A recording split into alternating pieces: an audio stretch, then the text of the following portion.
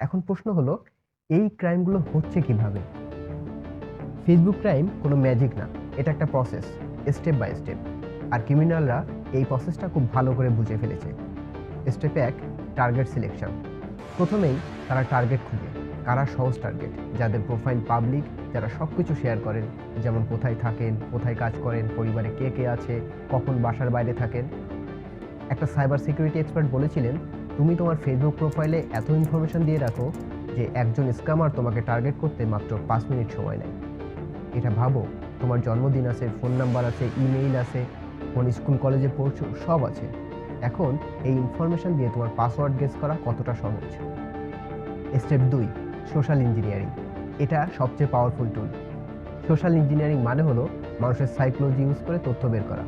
উদাহরণ দেই, তুমি একটা মেসেজ পাবে, হাই, আমি XYZ কোম্পানি থেকে বলছি, তোমার অ্যাকাউন্টে কিছু সাসপিশিয়াস অ্যাক্টিভিটি দেখা গেছে, প্লিজ এই লিঙ্কে গিয়ে ভেরিফাই করো।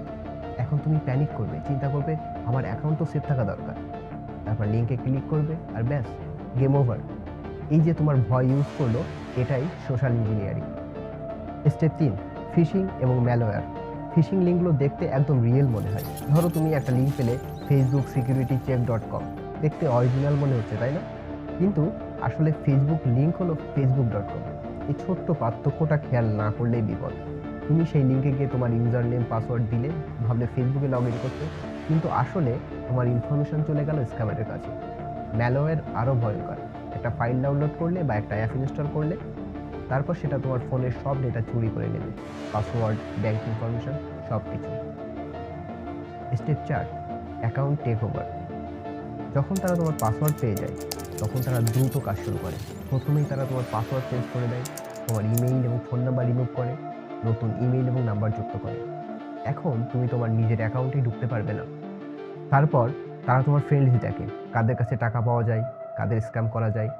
2023 সালে একটা গবেষণা হয়েছিল। দেখা গেছে একটা হ্যাক হওয়া অ্যাকাউন্ট থেকে গড়ে 50-60 জন মানুষকে স্ক্যাম করা হয়। আর প্রতিটা স্ক্যাম থেকে গড়ে 5,000 থেকে 20,000 টাকা হাতিয়ে নেওয়া হয়।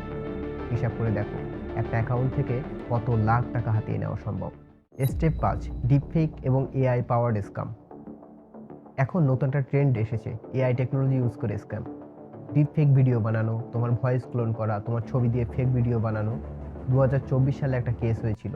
একজন ব্যবসায়ীর ভয়েস ক্লোন করে তার সেক্রেটারিকে কল করা হয়, বলা হয় জরুরি 5 লাখ টাকা এই অ্যাকাউন্টে পাঠাও।